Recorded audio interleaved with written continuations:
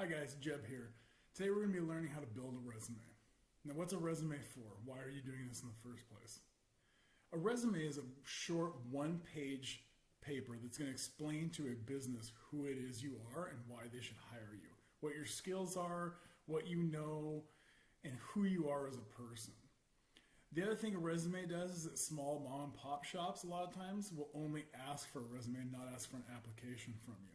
So you've got to put down on there everything that you know and when you're available so that they can use that to call you in. And that's really what a resume is for, is to get that interview in the first place. A good resume is going to convince somebody that you have the skills and that you're interesting enough that they want to bring you in to talk to you more and see if that you're a good fit for their business. So how do we build a resume? A resume starts off with a header. And the header is simply your first and last name at the very top so that everybody knows who you are. You don't need to include a middle name in it, just first and last name, junior or second or third if that fits you too. Underneath that's going to be your email address. Now your email address should be something that's appropriate. Usually that's just your first and last name or your first name with a few numbers mixed in afterwards. If that's something that you don't have already, that's something that you should set up specifically for applying for businesses. If you have an email address that's not appropriate, people will judge you on that, and that could lose you the chance of coming in for an interview in the first place. Next to that email address will be the phone number that they can best contact you at. That could be a parent's phone number, that could be your phone number, or that could be the landline at your house. Whatever works for you would be the best number to put down so that when that call comes in, you can be ready for it. Underneath the header, the next thing you're going to put is the mission statement. Now what a mission statement is it explains to everybody why it is that you're looking for this job and who you are. An example of a mission statement is, I'm a 17-year-old senior looking for my first work experience and ready to bring great customer service to that business. Now, your mission statement should speak to who you are, which in this case was a 17-year-old senior, what you're here for, in this case it would be your first job experience, and what you can bring to that job, which in this case is great customer service. Now, yours is going to be different for every person that writes this, and you should try and do something that sets yourself apart from everybody else. Underneath your mission statement is where you'll start to list your work experience. Now you're going to list your work experience in reverse order of how you worked. So if you're applying for a new job and your last job was at Safeway, you would list Safeway first. And yet you would put on there the time and the dates that you worked at that job. So if you started at this job in September of 2019, you would put September of 2019 until, assuming you're still working there, current. And underneath that, you would put all the things that you learned to do there. Now, if you were a courtesy clerk and bagged groceries, and then you also picked up all the carts out front, and you made sure that the front of the store was just generally clean, you would list all those things underneath that as an example of what you learned to work there. Now, if that was your only job, you would leave it at that. If you had a second job before that, you would list that underneath. So then you would list McDonald's from August of 2019 till September of 2019. And underneath that, you would again put all the skills that you learned while you worked at McDonald's. Now, if this isn't your first job and you've had a few jobs before, you only want to list about 3 jobs on there. And you want to be very thorough in what you write there as to what you learned to do at each of those jobs. There's no reason to go back any further than that. Most of the times, unless it's relevant to what you're doing, it's just going to be very cluttery as to being on the resume. So just your top 3, and again in reverse order of how you worked them. Now, if you don't have any work experience, now is the time to get creative. For example, you are actually working for a better track when you do this. So you can list us as a work experience and just put on there that you're learning job experience from a program that you participated in. We can help you with that when we go to build the actual resume, but being creative when you think of things is very important too. Underneath your work experience, now is where you start to list your education. Education for most of you will only be the high school that you went to. Now, if you went to one high school, only list the high school. People don't care about the middle school that you went to. So you would just start from the year that you came in as a freshman, which, if we assume that I'm a senior, would be 2016, September, and go till current. If you've jumped to a bunch of different high schools in your time, you would list the high school that you're currently at first. You would list your last high school underneath that. And then if you were at a school before that, you would list the other high school underneath that. Again, don't go back to middle school. It's not that, middle school classes are not that important to anybody. They want to know what you're doing right now. So keep in mind that if you haven't been in school for a long time, that you're probably going to have to explain that to people.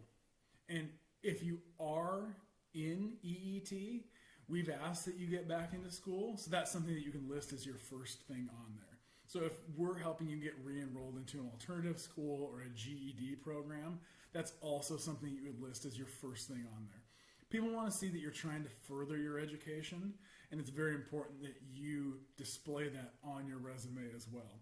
Now, if you have your GED, you would still list as the last school you went to, wherever it is you got your GED from, but instead you would say that you completed your GED. Now, if you graduated from high school, the same goes for it there. So if you graduated from the high school you were at, you would then say on there that you completed your high school diploma. Underneath your education, you're going to have what's probably the most important thing on your resume, which is the skills that you have. I normally ask that you like to put 4 different skills down.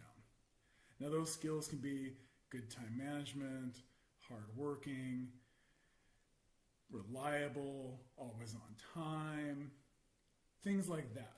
Now, if you go onto the internet and you search around, there are plenty of websites that give you examples of things to put down there for skills.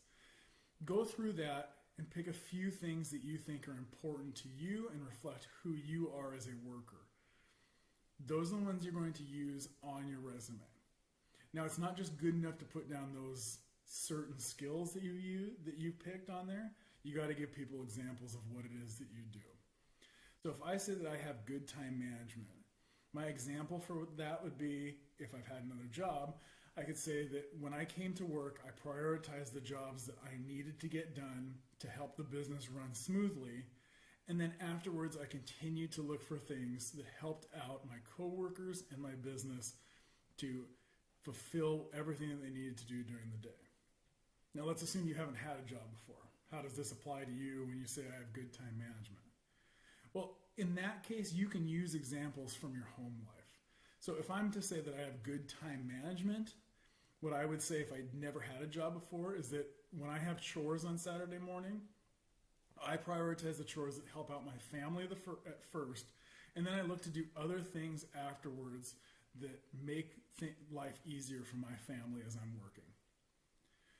People like to see that you understand that what these skills are and how they actually apply to you and in your life, not just that you've written them down on the paper. So go through, like I said, pick about 4. If you'd like to go on, if you go through a list and you find 6 on there that you'd like to put on, put 6 down. The more information people have about you, the better off that things are. Underneath your skills section, what you're going to do next is what I like to call hobbies and awards. So now you're going to list all of the hobbies that you do and any awards that you've got for pretty much anything in high school. So if you have academic awards that you've got, if you have an award for any sporting that you've done, if you've been a player of the week, if you were all league, if you made the honor roll, anything that you've done, you're going to want to list that underneath there at the bottom. People want to see the accomplishments that you have and the things that you've done. If you volunteered for anything, this is a good thing to put down here in this section. People want to see, oh, okay, they volunteered at this thing, they've given their time, they know how to work in a group, basically, is what they want to see out of that. And the other thing you want to list is the things that you do for fun. Skateboarding, BMX, coding, interior design, whatever you can come up with that you do as a hobby, that's another thing you're going to want to put on there. Now, the reason you're putting all this stuff on there is that people want to see the personality of the person they're hiring. So if I'm the person hiring you, I may read through your whole resume and see that you went to school, this is your first job, you really want a job, but why does that set you apart from anybody else? But now you've put down there at the bottom that you are very big into mountain biking. Well, hey, I'm very big into mountain biking. Might as well bring you in and see how big into mountain biking you actually are. Anything that you can do that helps you get in the door and get that first interview is very important. And the resume is the way to make that happen. Now, either Matt or I will be calling you in the future, and we're going to be going over the resume with you to help you make sure that this is the very best possible resume that you can make. What we'd like you to do is to start off by trying to use this template to get going on a resume so that it doesn't take us as long once we finally call you. Now, there's a bunch of different ways to do this. You can go through this using the examples that we've been showing you as to how to do a resume. Microsoft Word also has a template that is very good on how to just plug and play for a resume. The key to it is the wording in it. And that's what Matt and I will help you out with, is making sure that the wording is correct and professional and really portrays you in the best light that it possibly can. So if you have any questions about a resume, please write them down. Make sure you ask us when we call. But this will be the biggest key for you in trying to get a job in the future, is making sure that this resume is the best possible thing you could make. Thank you very much. Have a good day.